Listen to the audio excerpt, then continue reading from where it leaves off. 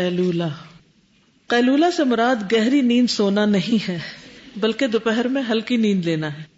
اللہ سبحانہ وتعالی کا ارشاد ہے یا ایھا الذین آمنوا لیستأذنکم الذین ملکت ایمانکم والذین لم یبلغوا الحلم منکم 3 مرات من قبل صلاة الفجر وحین تدعون ثیابکم من الظہیرۃ ومن بعد صلاة العشاء 3 عورات لکم. اے ایمان والو، تم سے تمہاری ملکیت کے غلاموں کو اور جو تم میں سے بلوغت کو نہ پہنچے ہوں 3 وقتوں میں اجازت لینا ضروری ہے، یعنی چھوٹے بچے بھی، نماز فجر سے پہلے اور ظہر کے وقت جبکہ تم اپنے کپڑے یعنی اوپر پہنا جانے والا بھاری لباس قیلولہ کے لیے اتار رکھتے ہو، اور عشاء کی نماز کے بعد. یہ تینوں وقت تمہارے پردے کے ہیں، یعنی آرام کے وقت ہیں. کذالک یبین اللہ لکم الآیات.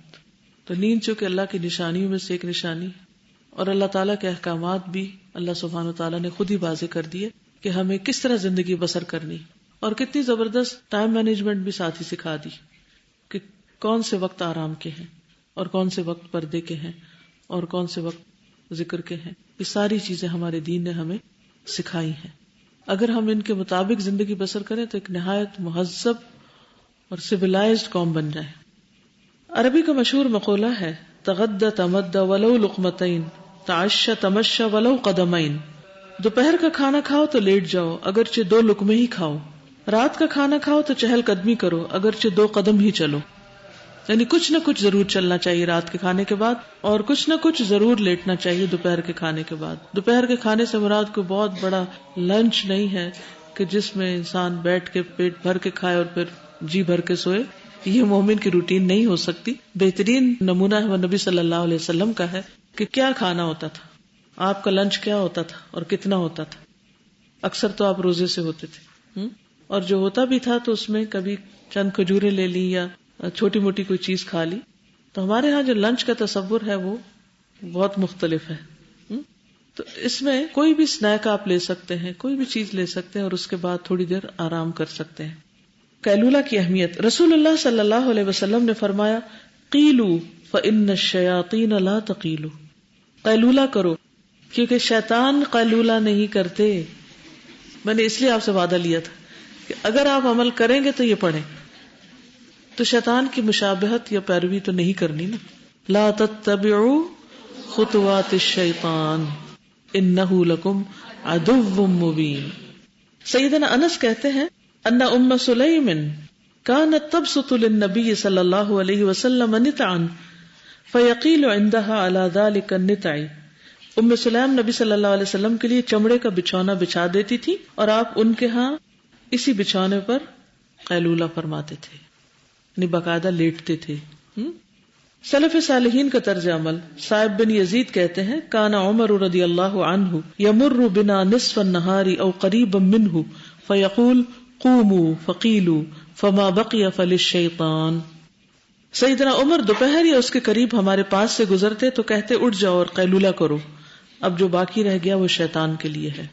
سیدنا عمر سے روایت ہے عبداللہ بن مسعود کے دروازے پر کبھی کبھار قریش کے مرد بیٹھا کرتے تھے. جب سایہ ڈھل جاتا تو عمر رضی اللہ عنہ کہتے قوموا فما بقی فہو للشیطان. اٹھ جاؤ اور قیلولہ کرو، اب جو قیلولہ کرنے سے باقی رہ گیا ہے وہ شیطان کا حصہ ہے.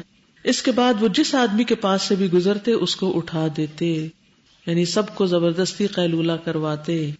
سیدنا انس فرماتے ہیں ہم جمعہ جلدی پڑھ لیا کرتے تھے اور جمعے کے بعد قیلولہ کرتے تھے. سیدنا انس کہتے ہیں وہ لوگ صحابہ جمعہ پڑھتے تھے اور پھر قیلولہ کیا کرتے تھے. عبداللہ بن احمد کہتے ہیں کان ابی ینام نصف النہار شتاء کان او صیفا لا يدعها ويأخذني بها. عبداللہ بن احمد کہتے ہیں میرے والد احمد بن حنبل نصف نہار کو سویا کرتے تھے، سردی ہو یا گرمی وہ کبھی اسے نہیں چھوڑتے تھے اور اس کے لیے مجھے بھی لے جاتے تھے. یعنی صرف خود نہیں اوروں کو بھی کروانا ہے. اور اہل جنت بھی قیلولہ کریں گے. اصحاب الجنت یومئذ خیر مستقرا واحسن مقیلا. اس دن جنت والے ٹھکانے کے اعتبار سے نہایت بہتر اور دوپہر کو آرام کرنے کے اعتبار سے کہیں اچھے ہوں گے. وہاں کا قیلولہ اور بھی مزے کا ہوگا. اب یہ تو تھی احادیث کی باتیں. اب دیکھتے کہ ان کو سن کر آپ کتنا عمل کے لیے تیار ہوئے. اب کچھ اور فائدے آپ کو بتاتی ہوں. قیلولہ کو انگریزی میں پاور نیپ کہتے ہیں. پاور نیپ تو کہا جاتا ہے کہ power up with a power nap, یعنی پاور نیپ لے کر اپنے آپ کو پاورفل بنائیں. کہا جاتا ہے کہ انسانی تاریخ میں بہترین دماغ والے افراد جیسے آئنسٹائن ہے، ونسٹن چرچل اور ایڈیسن وغیرہ کا یہ معمول تھا کہ وہ لازماً قیلولہ کرتے. نبی صلی اللہ علیہ وسلم اور صحابہ کرام کا تو ہم نے پڑھ لیا، لیکن نان مسلمز میں سے بھی ہم دیکھتے ہیں کہ جن لوگوں نے بڑے بڑے دماغی کام کیے ہیں انہوں نے قیلولہ ضرور کیا ہے. اس کے فائدے کیا ہیں؟ قیلولہ سے قوت ادراک بڑھ جاتی، یعنی انسان کی پرسپشن اچھی ہو جاتی. پھر اسی طرح صبر اور برداشت کی قوت بڑھ جاتی. جو لوگ قیلولہ کرتے ہیں ان کے اندر صبر و برداشت بڑھ جاتا ہے کیونکہ وہ ریلیکس ہوتے ہیں، سٹریس ختم ہوتا ہے، مجموعی طور پر صحت پر اچھا اثر پڑتا ہے. قیلولہ کتنا کیا جائے؟ 15 سے 30 منٹ تک، یعنی میکسیمم 30 منٹس. 15 منٹ بہت اچھے ہیں، اگر 15 نہ ملے تو 5 سے 10 منٹ بھی کیا جا سکتا.